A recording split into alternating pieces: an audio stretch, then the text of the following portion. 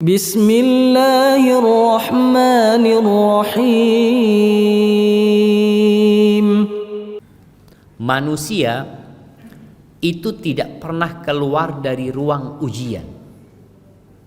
Yang ada pindah ruangan. Jadi ujiannya terus. Pernah diuji kemiskinan, terus dikasih kaya, berarti diuji dengan kekayaan. Orang yang sakit diuji dengan sakit, yang sembuh diuji dengan kesembuhan. Karena Allah Jalla Jalaluhu mengatakan wa nabluukum bisyarri wal khairi fitnah wa ilaina turja'un. Dan kami memberikan kepada kalian ujian. Bentuknya apa? Kebaikan atau keburukan. Itu ujian yang sebenar-benarnya. Cuma kebanyakan orang kalau dapat rezeki nggak ngomong diuji. Mohon sakit kita diuji sedang Ustaz. Padahal sebenarnya dapat rezeki pun diuji. Hasilnya ya kita lihat. Bagaimana Qarun ketika diuji dikasih rezeki yang berlimpah ruah. Dia akhirnya jadi congkak, jadi sombong. Dia mengatakan innama utituhu ala ilmin indi. Aku bisa seperti ini karena ilmu yang ada pada diriku, karena kecerdasanku, karena ketangkasanku, karena ilmuku, atau karena Allah tahu aku pantas mendapatkannya. Oh, seperti itu. Apa yang terjadi dengan Qarun? Fa khasafna bihi wa bidarihil ard. Allah jadikan dia percontohan.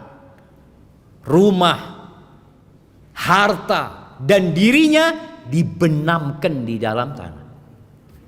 Makanya sampai hari ini mon beda harta yang ditemukan di tanah apa? Harta Qarun. Ada benar di Qarun itu jemaah.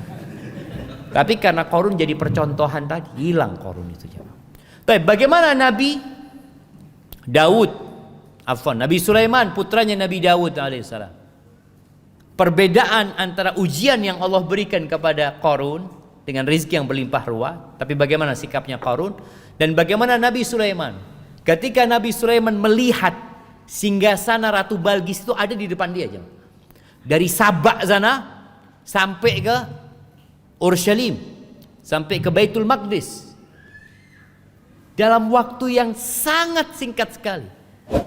Kata Nabi Sulaiman, hadza min fadli rabbi liyabluwani aashkuru am akfur. Ini karunia dari Allah untuk mengujiku. Menyampaikan, ini ujian gitu. Jadi orang itu harus sadar bahwa rezeki yang dilimpahkan itu adalah ujian. Apakah aku termasuk yang bersyukur atau aku kufur?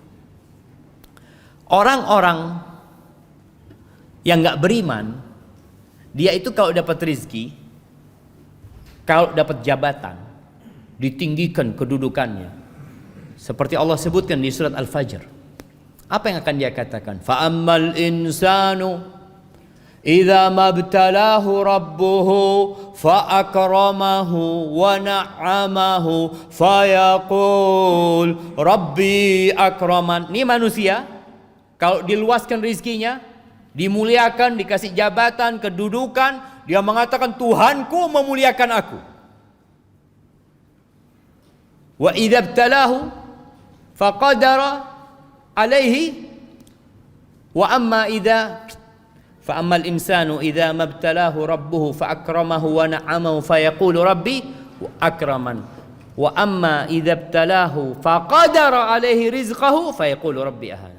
Kalau disempitkan rezekinya apa kata dia? Tuhanku menghinakan aku. Enggak. Kalla, enggak seperti itu jemaah.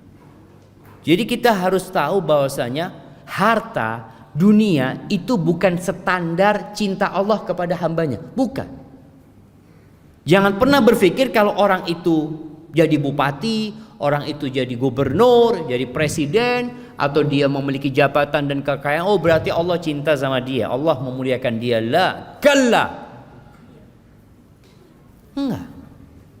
Dunia ini bukan standar. Bahkan Nabi SAW mengatakan innallaha yu'tid dunya man yuhibbu wa man la yuhibbu. Allah membagi dunia ini kepada yang Allah cintai dan kepada yang Allah tidak cintai. Allah berikan dunia, jabatan, kerajaan, kekuasaan kepada siapa? Fir'aun. Allah kasih Fir'aun. Bayangin bagaimana kerajaan Fir'aun. Bagaimana sungai mengalir dari istana Fir'aun. Bagaimana dia memiliki bala tentara dengan jumlah 600.000 tentara pada masa itu. Fir'aun. Dan bagaimana Nabi Musa alaihissalam hidup mengembala kambing. 10 tahun Nabi Musa mengembala kambing. Subhanallah. Jadi Allah itu berbagi dunia kepada siapa saja. Wala yu'til iman illa man yuhib. Tapi Allah tidak berbagi keimanan kecuali kepada orang yang Allah cintai. Artinya kalau antum dapat rizki, kemudian antum semakin dekat sama Allah, bukan rizkinya yang menandakan cinta Allah, tapi kedekatan antum sama Allah. Tambahnya iman antum.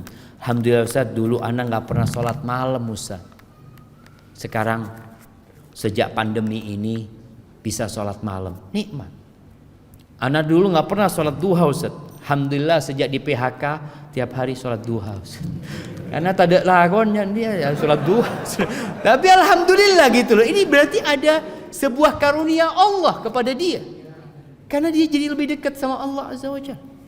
Banyak orang jamaah kalau dapat rizki itu lupa sama Allah. Tabiat manusia.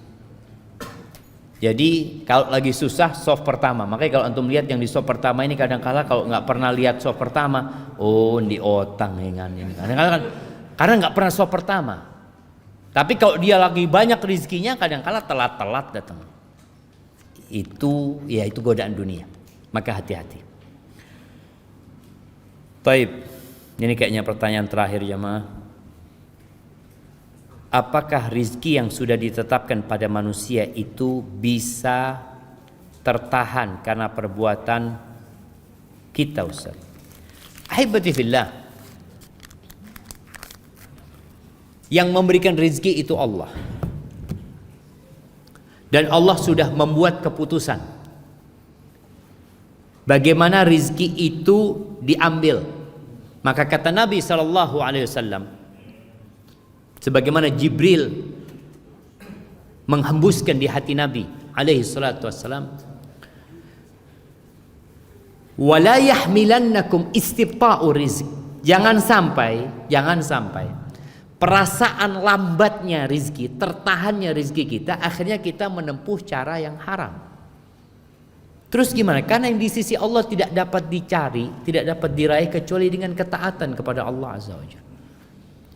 Loh, tapi Ustaz, Anda lihat fulan dengan cara yang haram pun banyak fulusnya.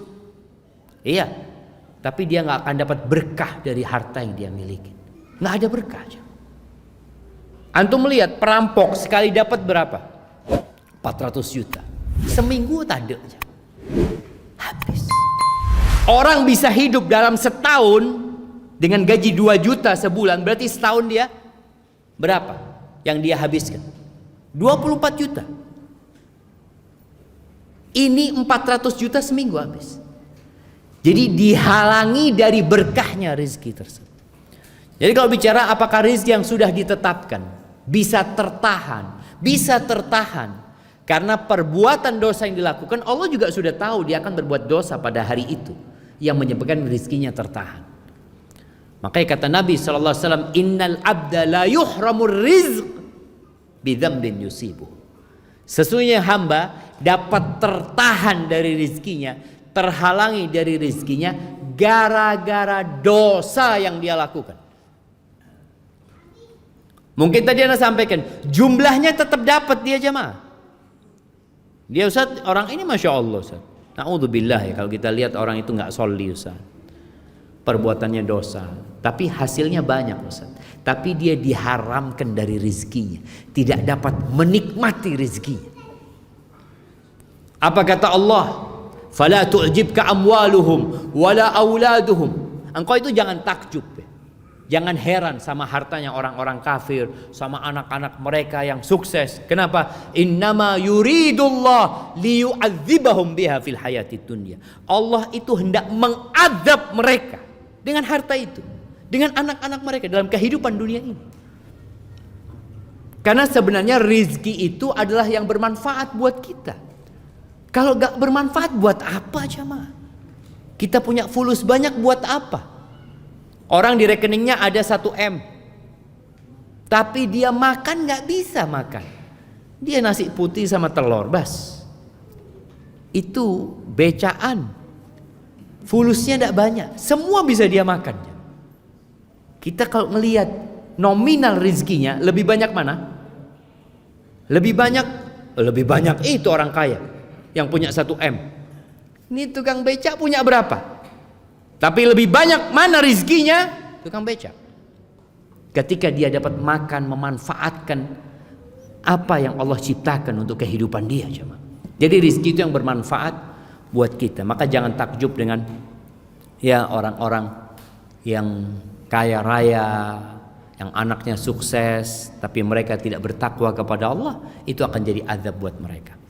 Jadi kalau berbicara apakah bisa tertahan rizki yang sudah ditetapkan? Nah, bisa tertahan gara-gara dosa. Dan dosa itu pun Allah sudah tahu kapan akan dilakukan manusia. Haibati fillah, ada sebuah doa yang dinisbatkan kepada Nabi Dawud alaihissalam dan juga dinisbatkan kepada Nabi kita Muhammad alaihissalam. Beliau berlindung dari 5 hal. Mungkin kita semua pernah mendengarnya, tapi anak ingatkan ini sudah di akhir Jumat. Mungkin antum bisa gunakan untuk membaca doa ini. Allahumma inni a'udzubika min jarisu. Ya Allah, aku berlindung kepadamu dari tetangga yang buruk. Dari tetangga yang buruk. Tiap hari kita kumpul sama dia, kita berlindung kepada Allah. Yang kedua, wa min zaujin tushayyibuni qabla al-masyib. Dan aku berlindung kepadamu ya Allah dari pasangan hidup yang membuatku beruban sebelum waktunya. Ada orang yang lihat ubannya belum waktunya sudah keluar semua, gara-gara istrinya kadang-kala. Iya, tuntutan ini itu macam-macam. Nabi berlindung. Yang ketiga, wa min waladin yakunu alayya rabban. Aku berlindung dari anak yang jadi penguasa atas orang tuanya. Jadi anak nyuruh-nyuruh bapaknya. Ada kan yang seperti itu. Jadi anak ini diperintahkan sama bapaknya ini disuruh-suruh sama anaknya, ibunya disuruh-suruh sama anaknya. Jangan sampai punya anak seperti itu. Yang keempat, wa min malin yakunu alayya adzaban. Dan aku berlindung kepadamu ya Allah dari harta yang jadi azab buat aku. Bagaimana jadi azab tadi? Kita kepikiran sama fulus ini, padahal kita nggak menikmatinya. Cuma jadi beban buat kita, nggak bisa tidur ini. Jangan sampai. Dan nanti pada hari kiamat kita akan dihisap dengan harta tersebut. Dan boleh jadi akan menyeret kita ke neraka. Yang kelima, wa min khalilin makir. Dan aku berlindung kepadamu ya Allah dari sahabat, dari teman setia yang pandai bermakar. Ainahu tarani wa qalbuhu yar'ani. Matanya selalu memperhatikan aku, hatinya terus mengawasi aku. In ra'a hasanatan dafana. Kalau dia melihat kebaikan, dia tutupin kebaikan aku. Wa in ra'a sayyi'atan adha'aha. Kalau melihat aku berbuat salah, dia sebarkan kemana-mana. Alhamdulillahi Rabbil Alamin.